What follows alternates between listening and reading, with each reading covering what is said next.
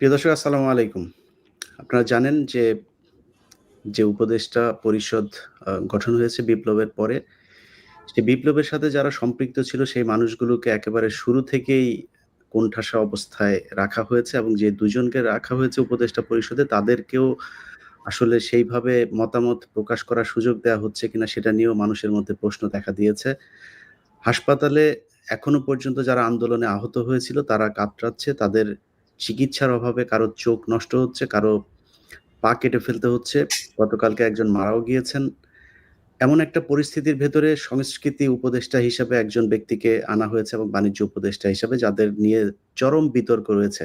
এই যে বিপ্লব, সেই বিপ্লবের চেতনার বিরুদ্ধে যারা দাঁড়িয়েছিল হঠাৎ করেই ২-৩ টা ফেসবুক পোস্ট দিয়ে তারপরে একজন সংস্কৃতি উপদেষ্টা হয়েছেন। সেটা নিয়ে ব্যাপক আলোচনা সমালোচনা হচ্ছে। তারপরেও সরকারের ভেতরে খুব একটা যে তৎপরতা দেখা যাচ্ছে জনগণের এই মতামতকে মূল্যায়ন করার মতো আমরা তেমন কিছু দেখছি না। এই পরিস্থিতিতে আমরা আজকে একটি বিশেষ আলোচনায় অংশ নিচ্ছি। আলোচনায় আছেন আমাদের সাথে আসলে ২ জনকেই পরিচয় করানোর কিছু নাই। পিনাকি দাদা এবং আসিফ মাহতাব। এই আন্দোলনে প্রচন্ড আ যেই বিপজ্জনক সময়, সেই সময়তেও শুধু এই আন্দোলন না, বিগত আন্দোলনগুলোতেও দেখেছি যে আসিফ মাহতাব কতটা সাহস নিয়ে তিনি জীবনের ঝুঁকি নিয়ে আন্দোলনে অংশ নিয়েছেন এবং তার এখনো পর্যন্ত শারীরিক বেশ কিছু সমস্যা চলছে, থেরাপি চলছে। তিনি ঠিকমতো উঠে বেশিক্ষণ বসেও থাকতে পারেন না।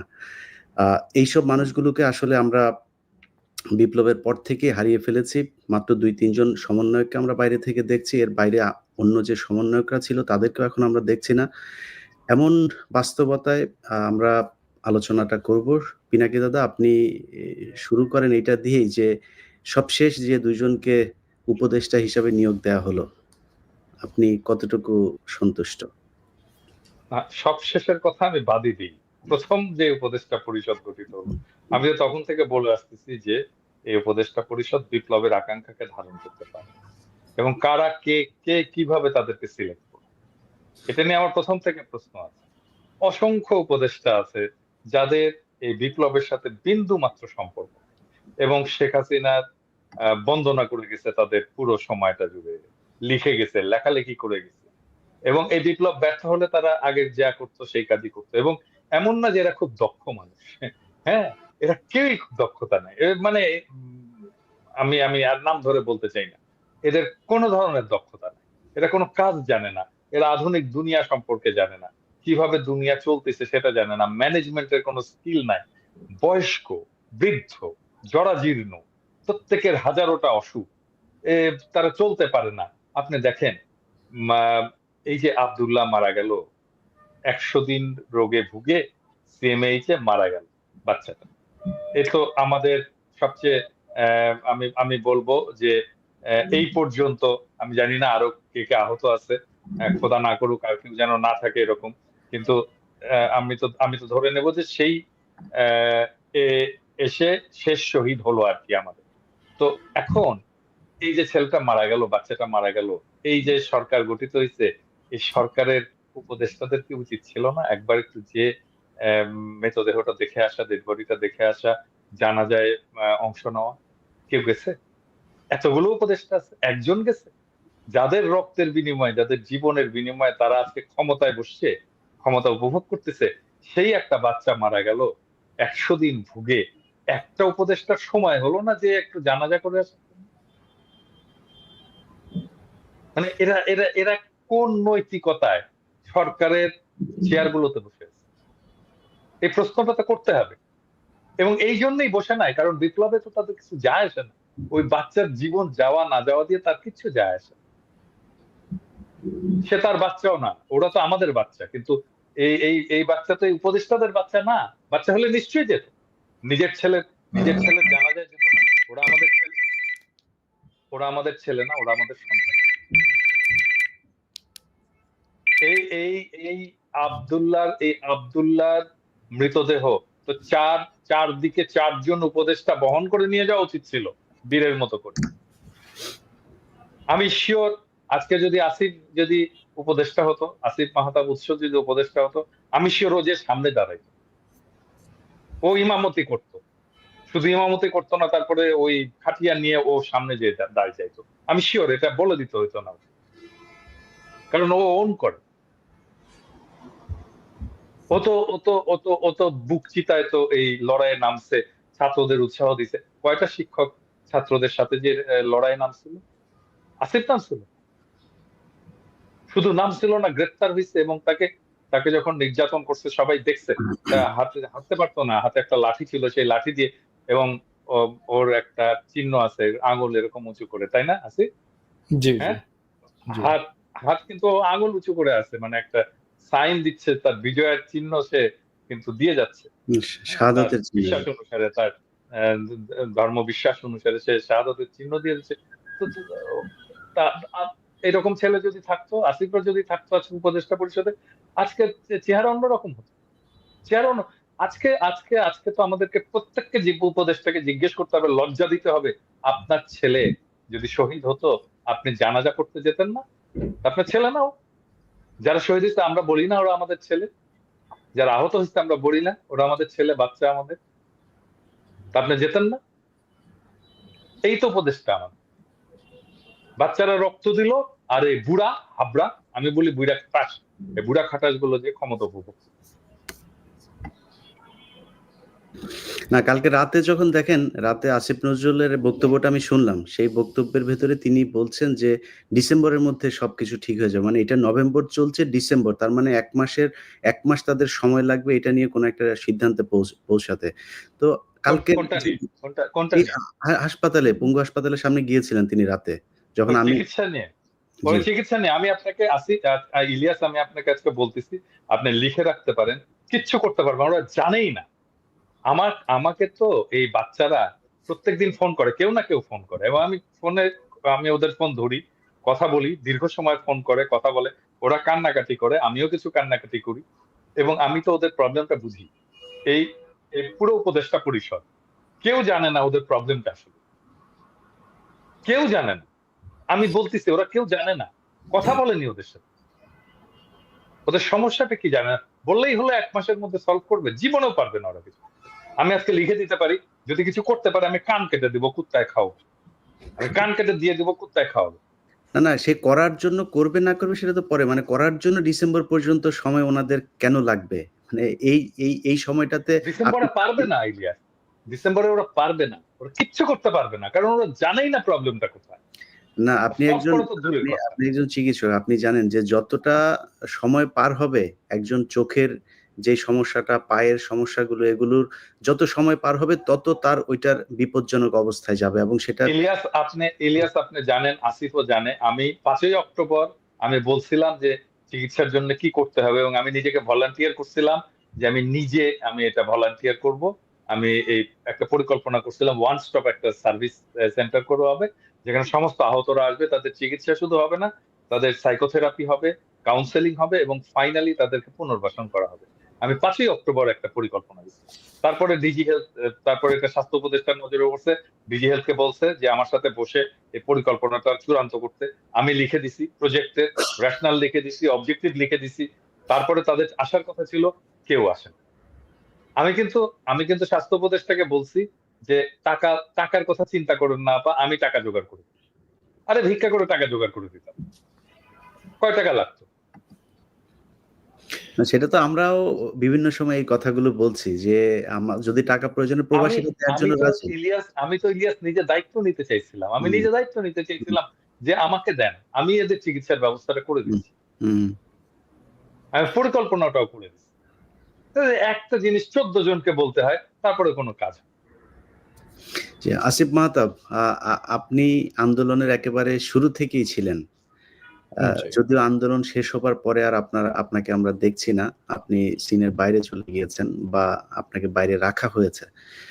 তো এই যে আপনি সিনের বাইরে চলে আসলেন, বা যারা আজকে এখানে উপদেষ্টা মণ্ডলীতে আছে, পিনাকিদা যেটা বলছিলেন, আমি বিশ্বাস করেন আমাকে এখন যদি জিজ্ঞেস করেন যে সব কয়জন উপদেষ্টার নাম বলতে আমি চিনিও না।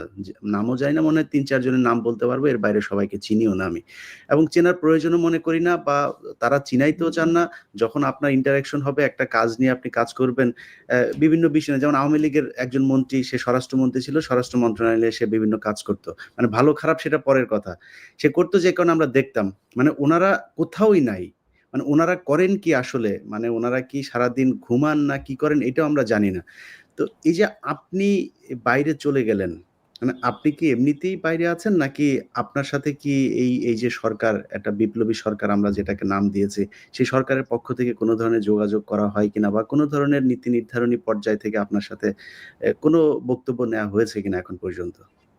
এইখানে কিছু বিষয় আমি ফার্স্টে ক্লিয়ার করতে চাচ্ছি। সেটা ১ নাম্বার বিষয় হচ্ছে যে বিপ্লবী সরকারের ডেফিনিশনটা কি আসলে? বিপ্লবী সরকারের মধ্যে তো যারা একটা বিপ্লবী আদর্শ থাকা লাগবে। তা এটা গণ-অভ্যুত্থানে আমাদের কোনো ক্লিয়ার বিপ্লবী আদর্শ নাই। ফর এক্সাম্পল, আমার আদর্শ obviously I was inspired by my religion, যেটা আমাকে অনেক ইন্সপায়ার করেছে বিপ্লবে যোগ দেওয়ার জন্য। নীতি নৈতিকতা ওখান থেকেই আসছে। বাট অনেকের এখান থেকে আসে নাই। সো বিপ্লবী সরকার যদি গঠন করতে হতো, তো বিপ্লবী সরকার তো হয় বিপ্লবী দিয়ে। আপনি বিপ্লবের মধ্যে যারা ডিরেক্টলি ইনভলভ না, তাদেরকে নিয়ে যদি আপনি বিপ্লবী সরকার গঠন করেন, সেটা কিভাবে বিপ্লবী সরকার হয়? এখন বিষয়টা হচ্ছে যে আমাকে কোনোভাবে তারা কোনো কন্ট্যাক্ট করে নাই, অ্যাজ ইফ আমার এখানে কোনো কন্ট্রিবিউশন নাই। যেখানে ইটস ওকে, মানে আই ডোন্ট পার্সোনালি কেয়ার। আমি বাংলাদেশের এই সব, আপনারা জানেন, আপনারা রিপোর্টার, আপনারা জানেন যে আমি বাংলাদেশের একদম ফার্স্টের থেকেই এই আন্দোলন, শুধু এটা না, আমি বাংলাদেশের প্রথম প্রাইভেট ইউনিভার্সিটি রাস্তায় নামায় রোড ব্লক করা, সেটা আমি ফার্স্টে করি। ইট ওয়াজ মাই প্ল্যান। হ্যাঁ, আমার ওই স্ট্র্যাটেজিটা আমি যদি দেখান, আমি এখন এই মুহূর্তে আমার কম্পিউটার থেকে বের করে দিব আমার ডিটেল স্ট্র্যাটেজি। তো সেটা আমি ফার্স্টে করি।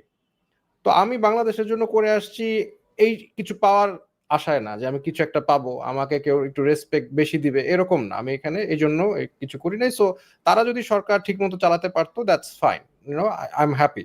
আপনি যদি দেখেন আমার স্ট্যাটাসগুলি, আমি প্রথমে খুবই খুশি হয়েছিলাম যে হ্যাঁ, সরকার গঠন হয়েছে, ইটস ফাইন, আমার দরকার নাই। হাউএভার, দিন যত যাচ্ছে তত কিছু প্রবলেম আমি দেখতে পাচ্ছি, যে this is a clearly a discriminatory government. সে বৈষম্য বিরোধী দাবি করছে, বা সে নিজেই বৈষম্য করছে। তারা তাদের এজেন্ডা, তাদের আইডিয়ালস, যেটা বাংলাদেশের সাথে যায় না, সেই ধরনের আইডিয়ালস এবং দর্শন সেটা চাপিয়ে দেওয়ার যত রকম কাজ কারবার সেটা করছে।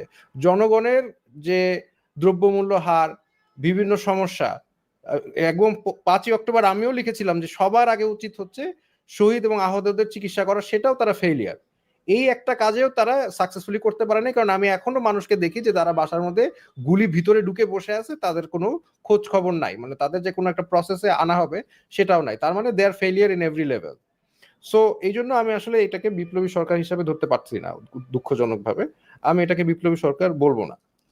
আমি যদি আরো একটু ফার্দার ইলাবোরেট করি, সেটা হচ্ছে যে এই সরকারটা মূলত যাদেরকে নেওয়া হচ্ছে তারা এনজিও সেন্ট্রিক। এখন এনজিও চালানো আর জনগণের নেতৃত্ব দেওয়ার ভিতরে আকাশ পাতাল পার্থক্য আছে। এনজিওরা, যেমন নম চমস্কি আপনারা সবাই জানেন, পৃথিবীর মধ্যে one of the number one political thinker, সে এরকম বলেছে যে একটা অর্গানাইজেশন, এনজিও অর্গানাইজেশন একটা ফ্যাসিস্ট বা একটা টোটালিটেরিয়ান একটা সিস্টেমের মতো, যেখানে এনজিওর যে মাস্টাররা, তারা যেটা বলে ওয়ার্কারদের সেটাই করতে হয়। তাদেরকে ছাঁটাই করতে চাইলে করে দিতে পারে, তাদেরকে যাকে ইচ্ছা তাকে নিতে পারে, তার কালচার, অফিস কালচার, সেগুলো সবই ইয়ে করে এনজিওরা। তো তারা যদি দেশটাকে এনজিও মনে করে যে আমার এই দেশের জনগণ, আমি যাকে খুশি তাকে নিব, আমি যা খুশি তাই করব, আমি আমার আদর্শ চাপাই দিব জনগণের উপর, দ্যাটস এ প্রবলেম। বিকজ জনগণের দ্বারা সরকার, সরকারের দ্বারা জনগণ না।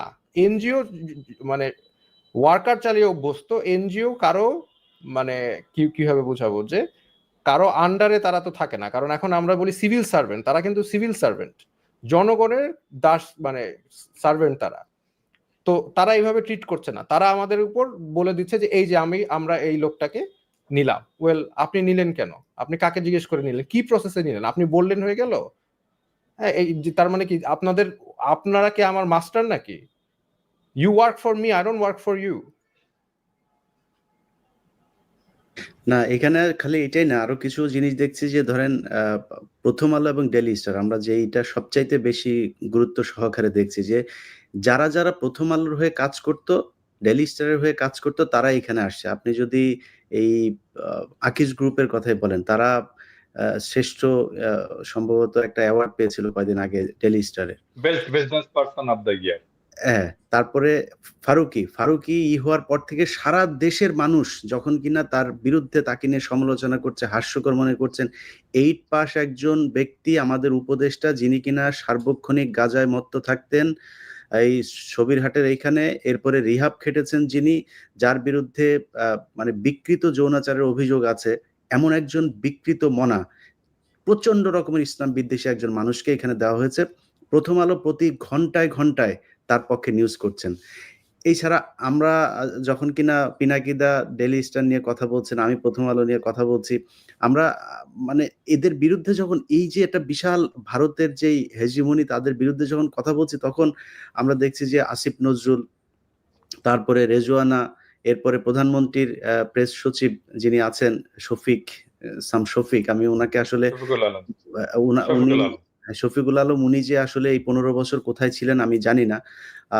তো হঠাৎ করে এসে উনারা এত বড় দেশপ্রেমিক হয়ে গেলেন, এত বিপ্লবী সরকারের পার্ট হয়ে গেলেন।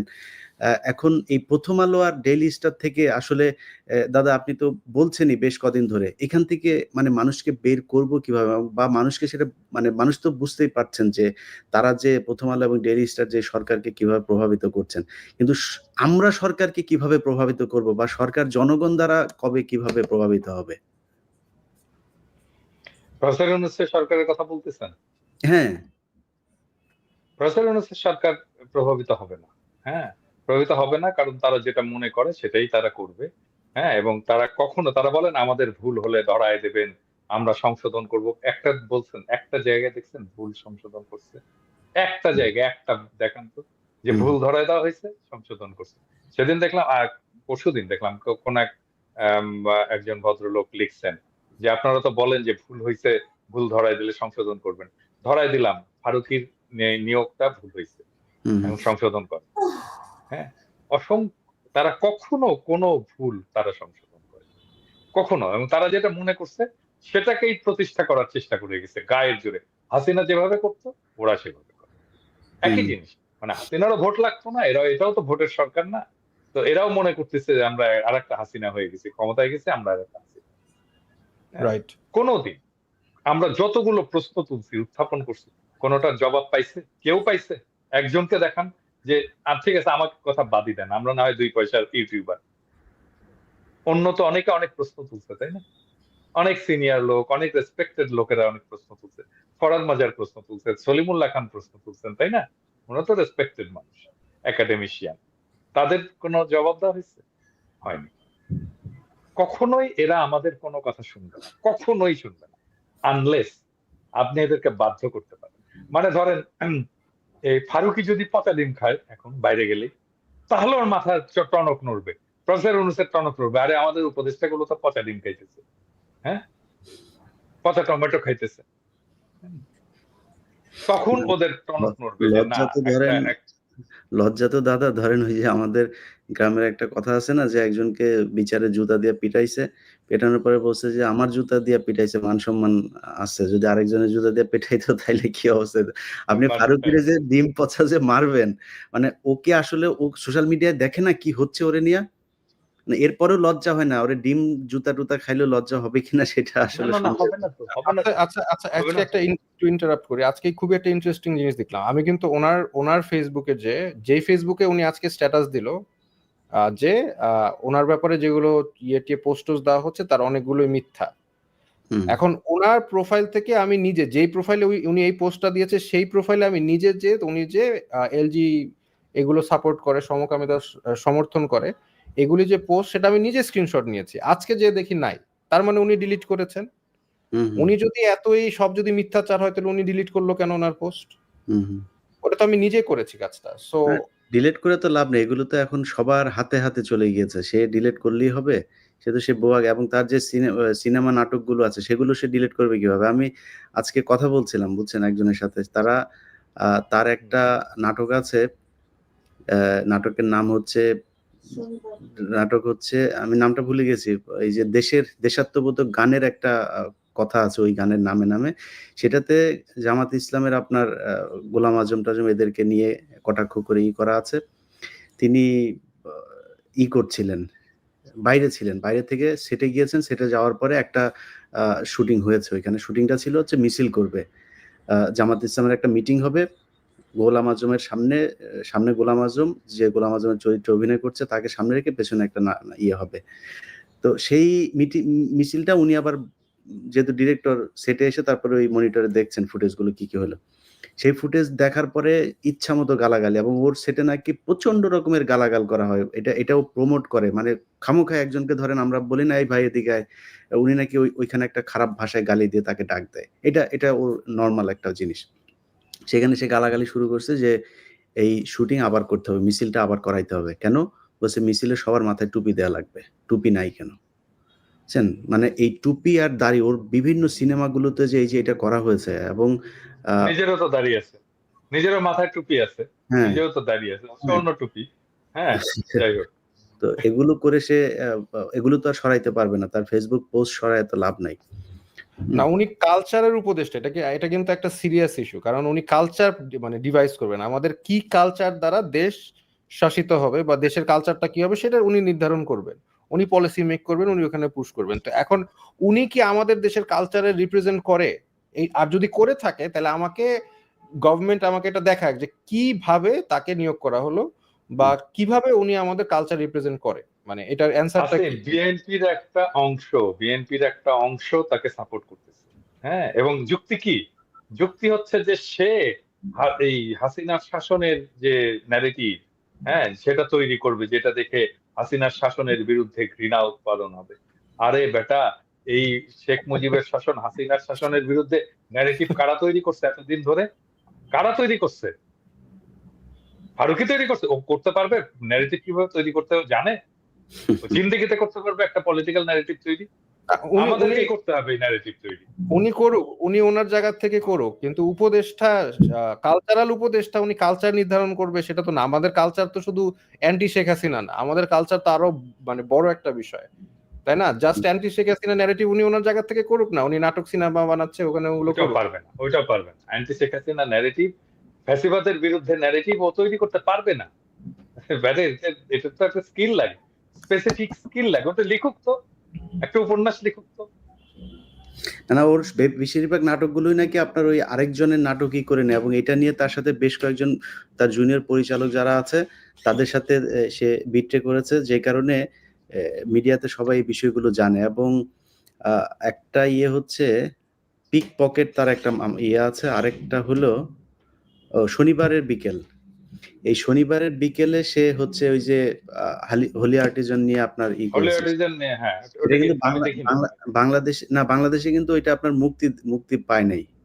অথচ সেটা ইন্ডিয়াতে মুক্তি পেয়েছে। বুঝছেন? মানে এটার পুরো প্রযোজনা, টাকা-পয়সা, ফান্ডিং যা সব সে ভারত থেকে পেয়েছে। সো আমরা সরাসরি এমন একজন মানুষকে আমাদের সংস্কৃতির দায়িত্ব দিয়েছি, যিনি কিনা ভারতের হয়ে কাজ করেন, 'প্রথম আলো', 'ডেইলি স্টারের' এজেন্ডা বাস্তবায়ন করেন। ইন্ডিয়ান হুম। নায়ক নায়িকা ছাড়া তার সিনেমা তো হয় না। এ এ হ্যাঁ? এবং তার তার তাই হওয়ার না? পরে দাদা আপনি লক্ষ্য একটা করছেন? নায়িকা লাগবে, একটা নায়ক লাগবে। হ্যাঁ, তো আমি জানি না এটা হইতে পারে যে বুঝছো? ওই যে আমি তো বলছিলাম আসিফ নজরুল আপনারে আমি ধরবো না যদি এরপরে উপদেষ্টা একজন ইন্ডিয়ান নায়িকা নিয়ে আসেন। তাইলে তো এই ইন্ডিয়ান নায়িকা যাদের সাথে কাজ করে তারে নিয়ে আসে। এটাও হইতে পারে যে বলতে পারে আপনিই তো বলছিলেন আপাতত ফারুকীকে আনছি যে ইন্ডিয়ান নায়িকা নিয়ে কাজ আপনার করে। আপনার এরপরে কথা সরাসরি রাখছি। নায়িকা নিয়ে আসবো আরকি। তাহলে উপদেষ্টা তো হিসেবে। আপনার প্রতি ব্লেমটা তো মনে হয় আপনার প্রতি পড়ে তাহলে।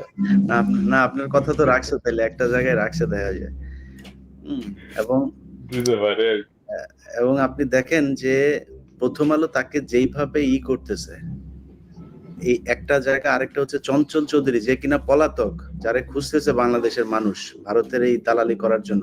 সেই চঞ্চল চৌধুরী কিন্তু তাকে নিয়ে ১ম আপনার অভিনন্দন জানায় করছে। ফেসবুকে মুন্নি আপনার সাহা, হ্যাঁ, চঞ্চল চৌধুরী, মুন্নি মুন্নি শাহ, সাহা। না, এই উনি সবগুলো শুধু দেখেন যেগুলো লুকাইছিল, হুম, সবগুলো এখন একে, একে বের হবে। সবগুলো এই ফারুকই বের করবে সব কটাকে। এবং আমার হ্যাঁ? ধারণা যে রাষ্ট্রীয় প্রোটেকশন এ তাদেরকে বের করবে। নাসিরউদ্দিন ইউসুফ টিউসুফ এরাও বের হয়ে আসলে আমি অবাক হব না। চলেও আসতে পারে। না, বের হবে রামেন্দ্র মজুমদার বের হবে। হ্যাঁ। আসিফ ভাই, আপনি তো মানে আসলে আমরা তো বাইরে ছিলাম, আমাদের জীবনের উপর দিয়ে ঝুঁকির সুযোগটা খুব একটু কম থাকলেও আমরাও যে কোনো সময় যে পরিস্থিতি দেশে এখন আসলে দেশের বাইরে যারা এখনো আছে এখনো পর্যন্ত তাদেরকেই ম্যানেজ করতে পারছে না। এছাড়া আপনি দেখেন ফারুকিরে নিয়ে কিন্তু বাংলাদেশের কোনো গণমাধ্যমে কোনো সমালোচনা নেই, সবাই মোটামুটি পক্ষে নিউজ করছে। তো আমাদের উপরে আমার মনে হয় ঝুঁকি যেটা সেটা ওই ছোটখাটো ঝুঁকি আসবে না, জেল জরিমানা না, যে কোনো দিন নাই হয়ে যাইতে পারি। তো আপনি দেশে থেকে একদম জীবনের ঝুঁকি নিয়ে আপনারা আন্দোলন করেছেন, এখনো আসলে এমন কিছু শুরু হইলে সেটা আপনাদের থেকেই শুরু হইতে পারে, সামনে করণীয়টা কি? করণীয়টা কি? এটা এটা তো একটা কমপ্লিকেটেড ইস্যু, কারণ মানে আমরা তো একদিকে চাচ্ছি দেশটা স্টেবল হোক, বাট আরেকদিকে যদি সরকার এই রকমের বৈষম্য করে, এরকমে একদম মানে যাদের একদম টোটালি মানে বেইমানি করতেছে জনগণের সাথে, এখন এরপরে তো একটা টাইম সুনার অর লেটার আমাদের তো হয়তো বা কিছু করতে হতে পারে। এন্ড কিছু করতে হলে কি আমার মনে হয় না সরকার এটাকে মানে কিছু করতে পারবে। সরকার যদি এখনো মনে করেন এই ধরনের বৈষম্য করে, যে ক্লিয়ার বৈষম্য, তো এবং এই যে ফারুকি ওনাকে যদি নিচ্ছে যে এজেন্ডা, আর আরেকটা বিষয় হচ্ছে এই গভর্নমেন্ট ছিল ডেমোক্র্যাটদের সাপোর্টে, তা এখন ডেমোক্রেটরা কিন্তু নাই, তো কাজে ওনারা যদি মনে করেন যে আমেরিকা তাদেরকে খুব বেশি ব্যাকিং দিবে তাদের এজেন্ডা বাস্তবায়নের জন্য, দিবে না, কারণ আমেরিকাও জানবে যে তারা ডেমোক্রেটের সাপোর্টার। তো কাজে আমাদের হয়তোবা সামনে যদি এরকম চলতে থাকে তাহলে আমাদের তো অবভিয়াসলি মানে মুভ করতে হবে। তারা আসলে ভয় পাচ্ছে বা আমাদেরকে ভয় দেখানোর চেষ্টা করছে যে শেখ হাসিনা চলে আসবে এই সেই, কিন্তু তাদের ভয় পাওয়ার জায়গাটা আসলে ভুল। জনগণকে ভয় পাওয়া উচিত। যেই জনগণ শেখ হাসিনাকে তাড়িয়েছে সেই জনগণকে ভয় পাওয়া উচিত। সেই জনগণ কিন্তু আপনাদেরকেও, যদি আপনারা বেশি বাড়াবাড়ি করেন, এক্সট্রিমিজম বেশি করেন, উগ্রবাদিতা বেশি করেন, তাহলে আপনাদেরকেও তাড়ানো জনগণের পক্ষে সম্ভব। মানে that's a clear message. We are not afraid of you, you have to understand that. আপনি কি আমাদেরকে গায়ে গুলি করবেন? ইজন্ট ইট নট ক্লিয়ার যে আমরা গুলি ভয় পাই না? এটা তো ক্লিয়ার হওয়ার কথা এতদিনে।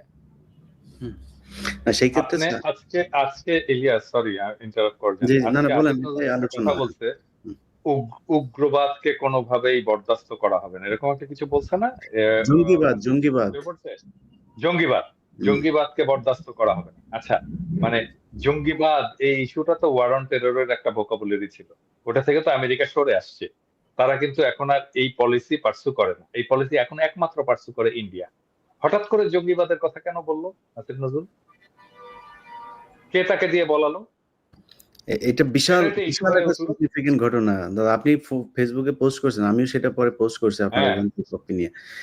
মানে এটা হ্যাঁ। বিশাল সিগনিফিকেন্ট যে হঠাৎ করে জঙ্গিবাদ আসিফ নজরুলের কোথায় চাপ দিল জঙ্গিবাদেরা, মানে এটা কোত্থেকে পাইলো সে? এটা এটা বিরাট একটা ব্যাপার। যেই যেই জঙ্গিবাদের তকমা নিয়ে আসিফ মাহতাবরা এতদিন মানে সামনে দাঁড়াইতে পারে না, কিছু বললেই জঙ্গিবাদের নিয়ে হয়তো আপনার মানে ওই কি বলে ট্রান্সজেন্ডারের বিরুদ্ধে কথা বললেও আসিফ মাহতাবদেরকে আপনার জঙ্গিবাদ বলা হইতো। আমরা যদি মাঝে মধ্যে ২-১ রাকাত নামাজ পড়ি সেটার জন্য জঙ্গিবাদ বলা হয়। দাড়ি রাখলে সমস্যা, ইফতার করলে সমস্যা, টুপি মাথায় দিলে সমস্যা। যাই হোক, এই সমস্যাগুলো নিয়েই আমরা এতদিন ছিলাম। এখন আসিফ নজরুল কি সেটা বাংলাদেশের মানুষ আমার মনে হয় চিনবে, এবং আসিফ নজরুলকে চেনার জন্য খুব বেশি পেছনে যাওয়ার দরকার নেই। তিনি সেই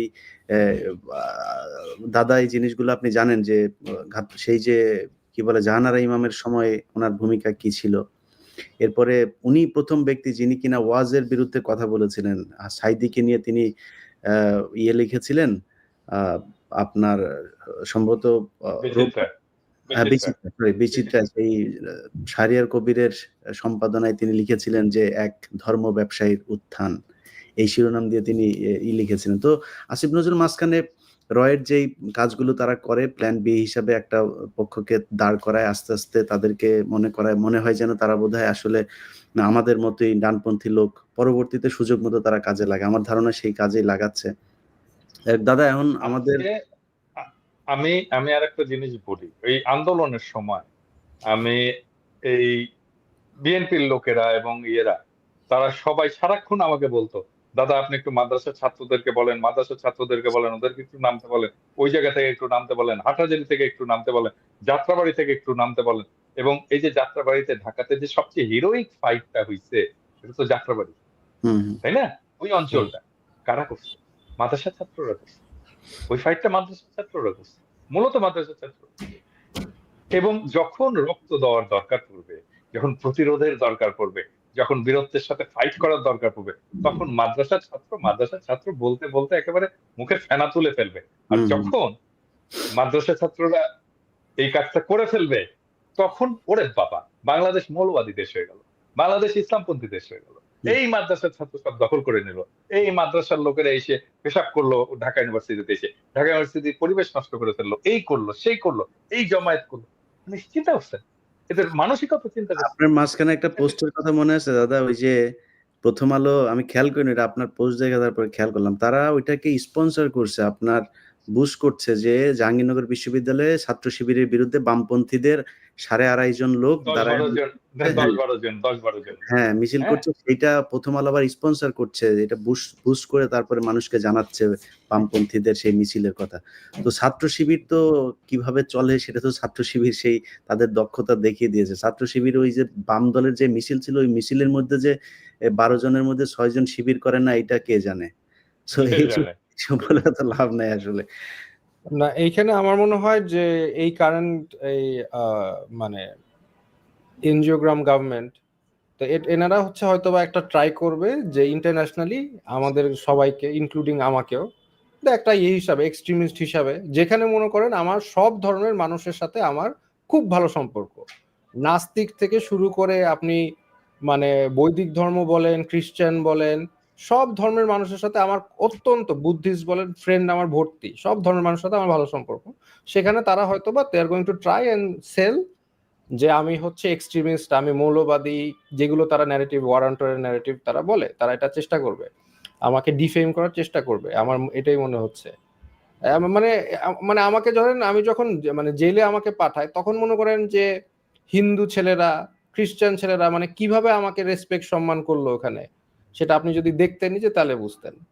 বাট তারপরেও মনে করেন তাদের যে ন্যারেটিভটা সেটা তারা ইন্টারন্যাশনালি বিল্ড করার আমার মনে হয় চেষ্টা করবে ফর ইন্টারন্যাশনাল সাপোর্ট, কারণ তাদের international support I think is এখন একটু নড়বড়ে ট্রাম্প জেতার পর থেকে।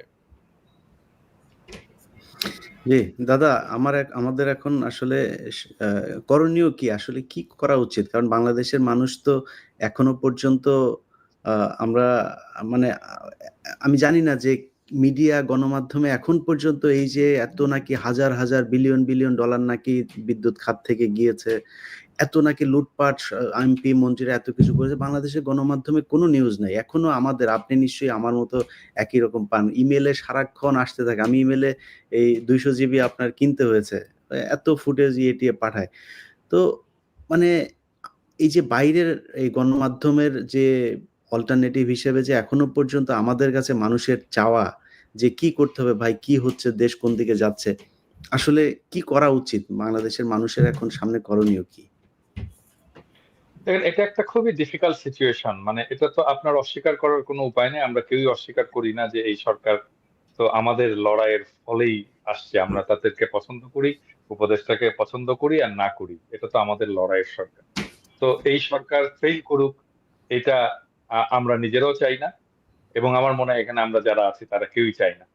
আবার এটাও ঠিক, এরা যে যে যে সমস্ত কাজ করে যাচ্ছে সেটাকে সহ্য করাটাও আমাদের জন্য মুশকিল হয়ে গেছে। তাহলে এখন করণীয়টা কি? করণীয় আমাদের একটাই আছে, যে সরকারকে আমাদের শক্তি এটা বুঝতে হবে, আমাদের শক্তিকে মান্যতা দিতে হবে। এবং এটা যদি মান্যতা যদি না দেয় সরকার, তাহলে এই সরকারের সাথে হেড অন কলিশনে যেতে হবে আমাদের। মান্যতা এখন কিভাবে দেবে? আমরা তো এর আগে অনেকবার, আমি বললাম না যে আমরা এর আগে অনেক অনেক ভুল ধরায় দিছি, অনেক সময় ক্ষমা চাইতে বলছি, কোথাও কখনো তারা ক্ষমা চায়নি, ভুল স্বীকার করেনি। হ্যাঁ, আজকে শুনলাম যে ওই আহত ছাত্রদের ওইখানে যে নাকি শুধু ক্ষমা চাইছে যে এটা আমাদের ভুল হয়ে গেছে। বাট ফারুকীকে এই মন্ত্রিসভা থেকে বাদ দিতে হবে, এটা ফার্স্ট। ফারুকীকে যদি মন্ত্রিসভা থেকে বাদ না দেয়, এই সরকারের এই এই এই সরকার শুধু, মানে এই শুধু ফারুকী না, এই সরকারের প্রত্যেকটা বিষয়ের বিরুদ্ধে আমাদের রেজিস্ট্যান্স জারি রাখতে হবে এবং এটাকে তীব্র করে তুলতে হবে। হ্যাঁ, আমি আজকের ভিডিওতে আজকে আমি দেখলাম, মানে আমি আমি তো ভিডিও স্ক্রিপ্ট লিখি, এটা ঠিক, কিন্তু আমি যখন বলি তখন তার স্ক্রিপ্ট মেনে মেনে বলি না, নিজের যেভাবে আসে আর কি সেটা বলে দেই। আজকে আমি দেখলাম যে আমি এই উপদেষ্টাদেরকে তুই তোকারি করে গালাগালি করছি। আমি এটা ওই যখন রেকর্ড করছি তখন বুঝতে পারিনি, আজকে শোনার সময় দেখলাম যে আমি তুই তোকারি করে গালাগালি করছি। হাসিনা সরকারকে বা হাসিনাকে আমি তুই তোকারি বলতাম, তুই বলতাম। কিন্তু এটা বলার জন্য আমি একটা সময় নিছিলাম, হয়তো 2-3 বছর অ্যাক্টিভিজমের পরে আমি যে তুই বলছি, আমি হাসিনাকে মাতারিও বলছি, মানে শেষ দিকে তো আমি মাতারি বলতাম। এই সরকার তুই শুনে ফেলছে এত তাড়াতাড়ি। সো আমার কাছে থেকে যে ধরনের রেজিস্ট্যান্স, যে ধরনের এটা তারা পাওয়া শুরু করবে যদি ফারুকীকে রেখে দেয়, এবং ফারুকীকে সরাতে হবে। এবং এইটা সরালেই আমরা বুঝতে পারবো যে সরকার আমাদের শক্তিকে, জনগণের শক্তিকে মান্যতা দিচ্ছে। আর যদি তারা না সরায়, তাহলে ধরে নেব জনগণের শক্তিকে সে ফ্যাসিস্টের মতোই, স্বৈরাচারের মতো করেই উপেক্ষা করছে। একজন স্বৈরাচারের সাথে যে যে আচরণ আমরা করতাম, সে আচরণ করবো প্রফেসর ইউনূসের সরকারের সাথে। No issues. হ্যাঁ, মানে হাসিনাকে হেড অন কমিশন করছে, হাসিনার সাথে মোদির সাথে ফাইট করছি। হ্যাঁ, এই প্রফেসর ইউনূসের সরকার চুক্তি মেরে উড়াই দিতে পারবে, দেবো। আলটিমেটলি কোয়েশ্চেনটা তো ফারুকীকে সরাইতে হবে, ফারুকীকে সরাইতে হবে। এইটার কোনো নেগোসিয়েশন না, যদি কিন্তু নাই। ফারুকীকে সরাইতে হবে, হয় ফারুকী পদত্যাগ করবে নিজে, অথবা ফারুকীকে সরাইতে হবে। না সরাইলে কি করবো, এটা প্রফেসর ইউনূসের সরকার বুঝবে, প্রত্যেকটা উপদেষ্টা বুঝবে, না প্রত্যেকটা উপদেষ্টা বুঝবে। না, আমি যেটা একটা বলতে চাচ্ছি সেটা হচ্ছে আলটিমেটলি যে উপদেষ্টা নেওয়া হচ্ছে সেটা কোনো এই সরকারের কোনো ট্রান্সপারেন্সি নাই, তারা তো টোটালি ফ্যাসিস্টদের মতো আচরণ করছে না, কোনো ট্রান্সপারেন্সি নাই, জনগণকে জানানোর কোনো নাই যে কাকে নিচ্ছে কেন নিচ্ছে। একটা কিছু উপদেষ্টা হতে পারে, তাদের নাম যেতে পারে, তারা নামটা জনগণের কাছে প্রেজেন্ট করতে পারে যে দেখেন আপনারা কাকে নিতে চান বা পছন্দ করেন, তাকে একটা আপনি অনলাইনে জরিপ করতে পারেন, অনেক কিছু করা সম্ভব। আপনি আমাদের তো ডিসিশন দিতে পারেন না এইভাবে, তাই না? এটা ডিসিশন তো ফ্যাসিবাদের কাজ। আপনি কি মানে হিটলার স্টাইলে দিচ্ছেন আমাকে যে আমরা এটা তোমাদের জন্য নির্ধারণ করে দিচ্ছি? হু আর ইউ? আপনি আমাকে আচ্ছা অপশন আসিফ, দিবেন, আমি সিলেক্ট করব। আচ্ছা আসিফ, আমি বলি, মানে এই ক্যাবিনেট অথবা প্রফেসর ইউনূসের অফিস যদি বাংলাদেশের 200 থেকে 300 জন লোকের মতামত নেয় একটা পজিশন নিয়ে, তাহলে তো কাভার হয়ে যায় বাংলাদেশের সমস্ত প্রতিনিধিত্বশীল মতামত, ঠিক কিনা বল? 200 থেকে 300 জন লোক, আরো কম আমার মনে হয় মতামত না। আচ্ছা বলেন তো, এটা আপনার সাজেশন কি, এটা করলে কেমন হয়? আমরা একজন ব্যবসায়ী উনিই বলতেন, উনি 300 জন লোকের সাথে কথা বলতেন যে আমরা একজন ব্যবসায়ী, একজন উপদেষ্টা নিতে চাই, কাকে নেওয়া যায় একটু বলেন তো আপনার সাজেশন, তাই না? মানে যত বেশি লোকের সাথে আমি আলোচনা করে সিদ্ধান্ত নেব, ভুলের পরিমাণ তত কমবে। মানে এটা করার রাষ্ট্রের কি লোক নাই? প্রফেসর ইউনূসের অফিসে লোক নাই 300 জন লোকের সাথে কথা বলবে? না, এটা বিষয়টা হচ্ছে ওই যে ওনারা তো আসলে এক্সপিরিয়েন্স হচ্ছে এনজিও চালিয়ে, তো এনজিও তে তো তারা এত কিছু বলার দরকার নাই, মানুষের সাথে এত ডিসকাশন করার দরকার নাই। তো মানুষের নেতৃত্ব দেওয়া আর এনজিও নেতৃত্ব দেওয়া তো ডিফারেন্সটা আছে। এইটাই একটা ডিফারেন্স, যে এনজিও তে আপনি হায়ার করবেন আপনার মানে সিস্টেমের উপর আপনি চাপাই দিবেন যে হ্যাঁ এই লোকটাকে হায়ার করছি, আমি হায়ার করছি, দ্যাটস ইট। বাট জনগণের নেতৃত্ব এরকম না তো। জনগণকে তো আমার বলতে হবে যে আপনি কাকে হায়ার করছেন, কি প্রসেসে হায়ার করছেন, এটা তো ট্রান্সপারেন্সি থাকতে হবে। এই ধরনের পলিটিক্যাল সেন্সটা মনে হয় এই গভর্নমেন্টের নাই, কারণ দেয়ার ওভারঅল ওরা যারা নিচ্ছে টোটালি এনজিও সেন্ট্রিক লোক। ম্যানেজারিয়াল স্কিলও আসিফ, ম্যানেজারিয়াল স্কিলও, হ্যাঁ, তার তো একটা ইয়ে থাকবে। মানে আমি আমি তো একটা কোম্পানিতে কাজ করি, আমি তো একটা প্রতিষ্ঠানে কাজ করি, একটা ফরাসি প্রতিষ্ঠানে কাজ করি। আমরাও যখন কোনো একটা পলিসি নেই, একটা বিজনেস পলিসি আমরা যখন নিই, আমাদেরও কিন্তু এটা ভেটিং করতে হয় সব স্টেক হোল্ডারদের সাথে। হ্যাঁ, মানে যাদের সাথে আমরা কাজ করি, এই ধরেন dermatologist, aesthetic doctors, specialist, professor, academicians, researchers, এরকম অসংখ্য লোকের সাথে আমাদের কথা বলতে হয় ফর্মালি। Right. হ্যাঁ, কথা বলে রেকর্ড নিতে হয় যে আমরা এটা করতে চাচ্ছি, আপনার ডাক্তার সাহেব এটা কি মনে হয়, আপনার মতামত। হুম। হ্যাঁ, তারপরে সে কারণেই তো আমরা এত পাওয়ারফুল হইতে পারছি, একটা অর্গানাইজেশন এত পাওয়ারফুল হইতে পারছে। হ্যাঁ, কারণ আমরা যেটা চিন্তা করি, ঠিক আছে, আমাদের প্রত্যেকের ধরেন প্রায় আমাদের অফিসে তো আর এমন কেউ নাই যার বিজনেস গ্রাজুয়েশন নাই, মার্কেটিং এ যারা কাজ করছে পিএইচডি নাই।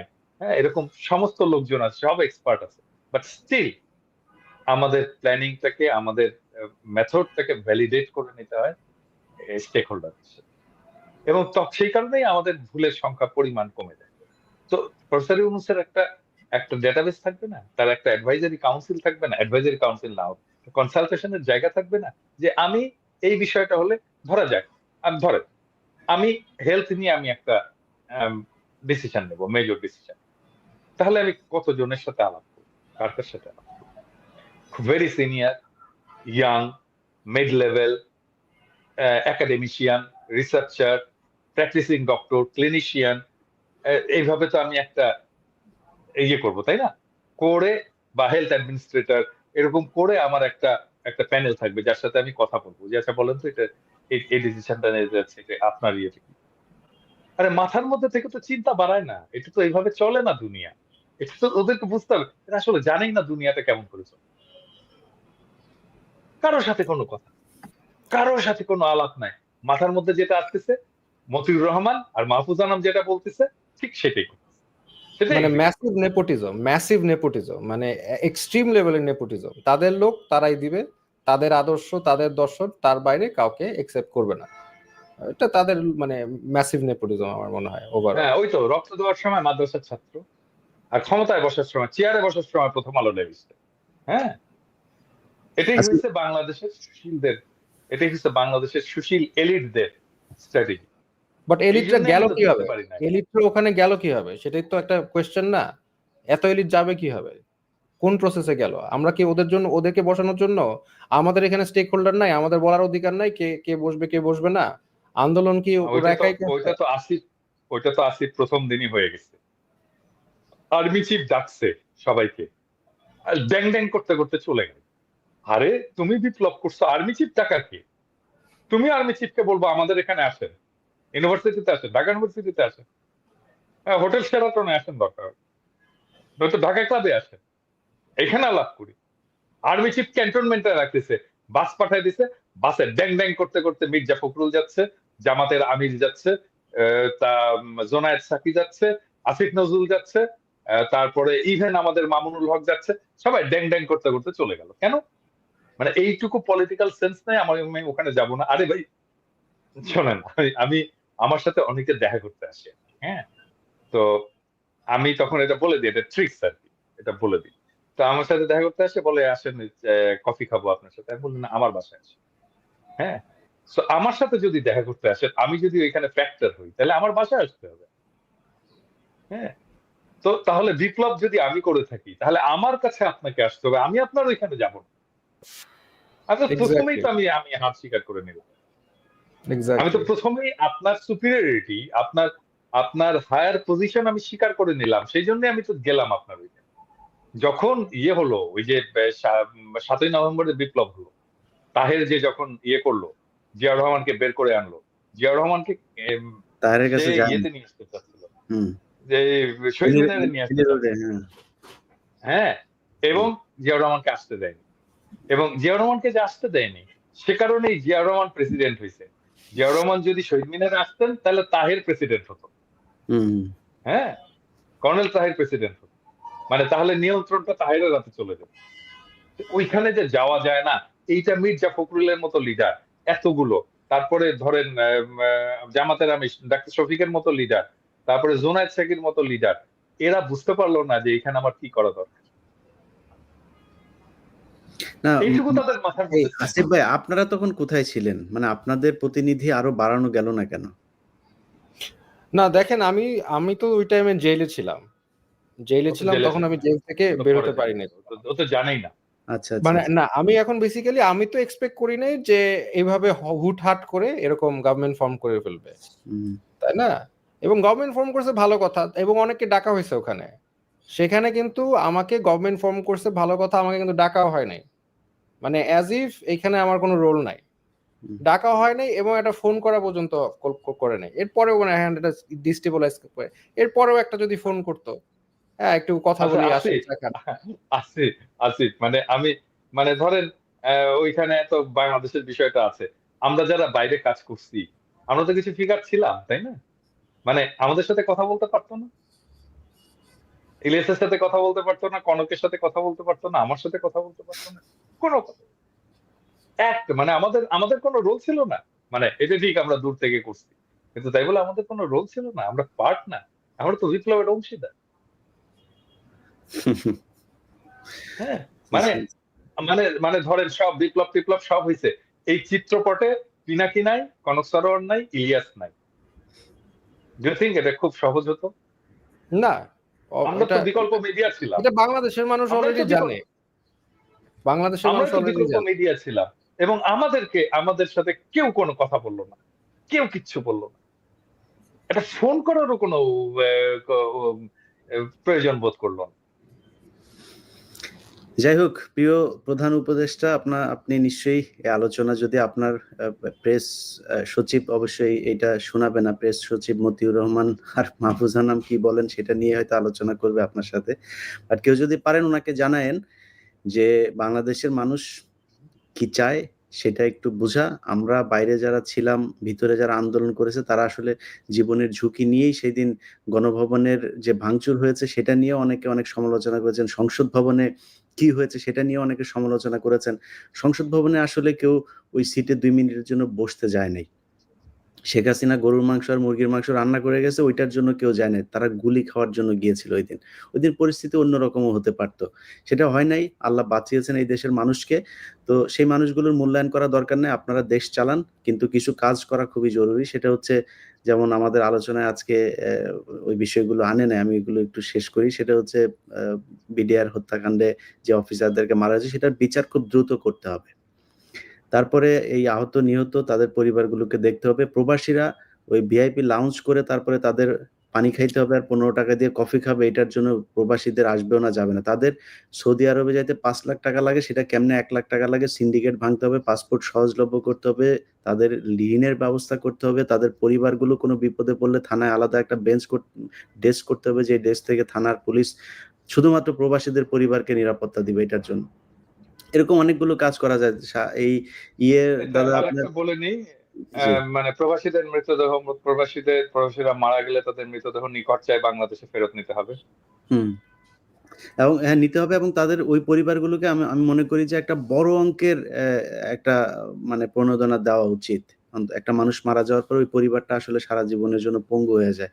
এখনো পর্যন্ত আ আন্দোলনে যারা আহত নিহত হয়েছে তাদের বাইরেও তো বাংলাদেশের চিকিৎসা খাত খুবই খারাপ একটা অবস্থায় ছিল। সেই চিকিৎসা খাতের আসলে কোনো এই একটা সরকার এসছে, কোনো নতুন কোনো কিছুই আমরা এখনো দেখি নাই।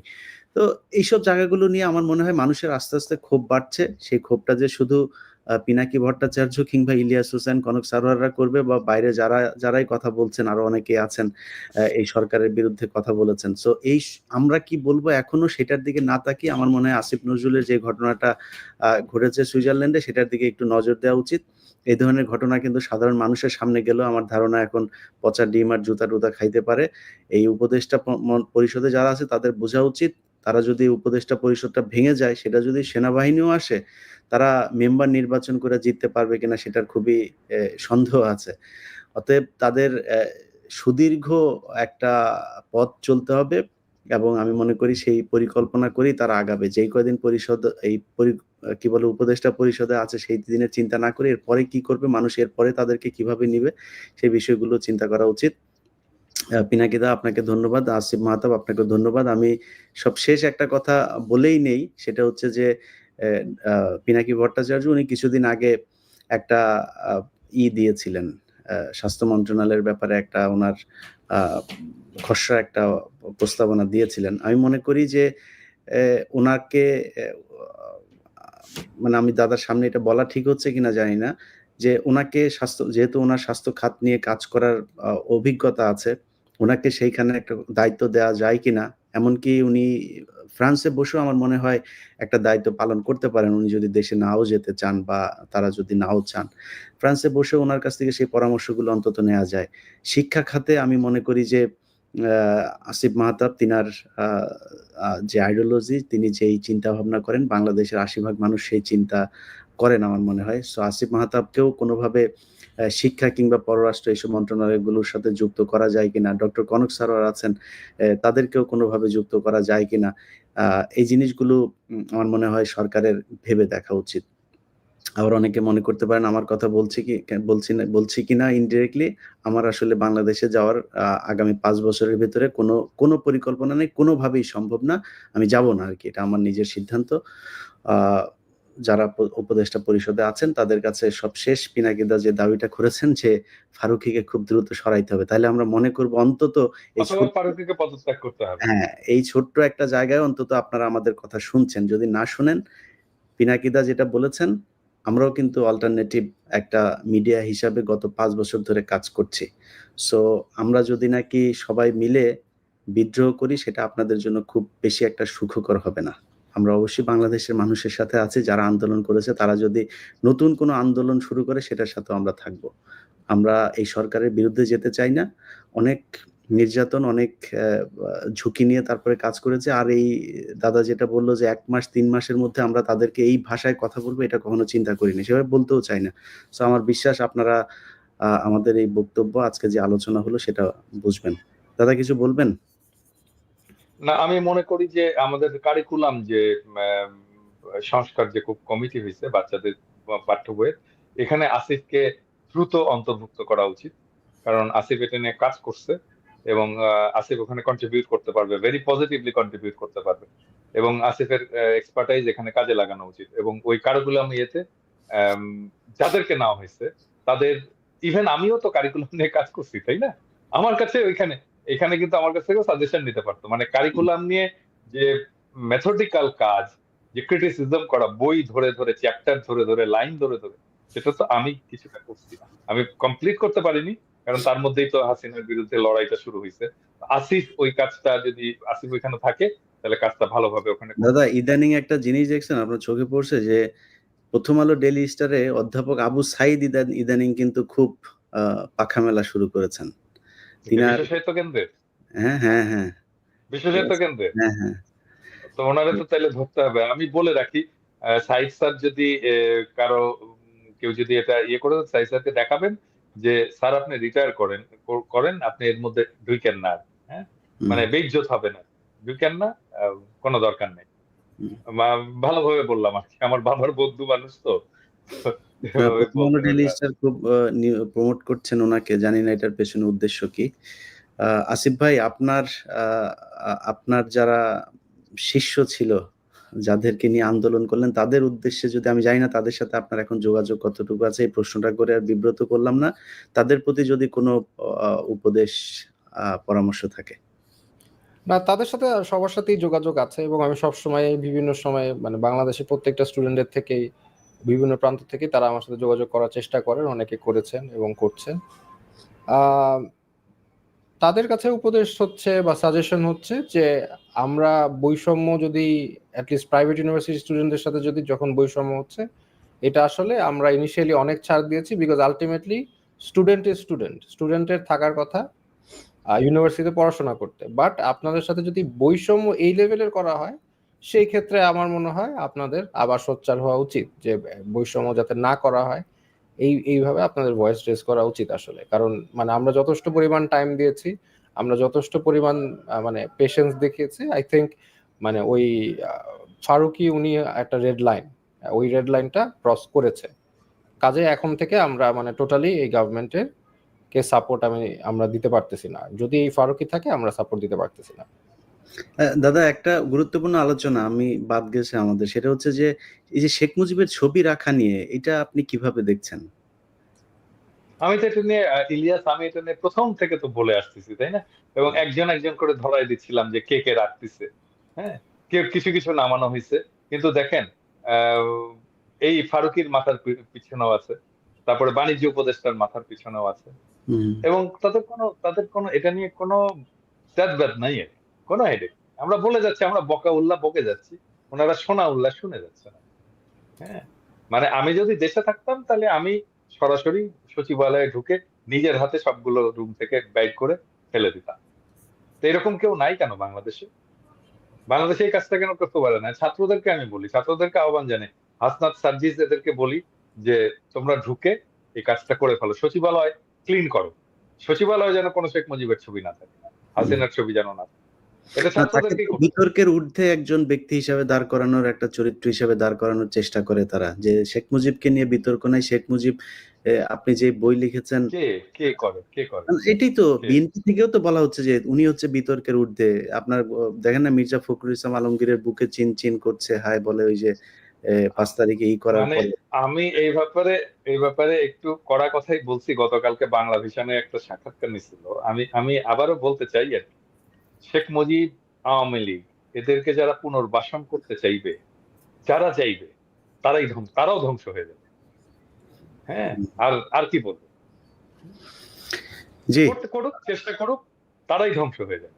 জি, প্রিয় দর্শক আপনারা ভালো থাকবেন। আর সবশেষ সেনাবাহিনীকে বলবো যে কোনো ধরনের ডানে বাঁয়ে মোচড়ামুচড়ি বন্ধ করবেন। এই সুযোগে নিয়ে আমরা আওয়ামী লীগ কিংবা সেনা শাসন কোনোটাকেই বাংলাদেশের মানুষ মেনে নেবে না। কারণ বাংলাদেশের মানুষ অ্যাজ আমাদের ভাই আসিফ ভাই সেড যে আপনাদের বুকে যে গুলি নিতে পারে বাংলাদেশের মানুষ, এটা বাংলাদেশের মানুষ প্রমাণ করেছে। অতএব এটা নিয়ে কোনো সন্দেহ থাকার কিছু নাই।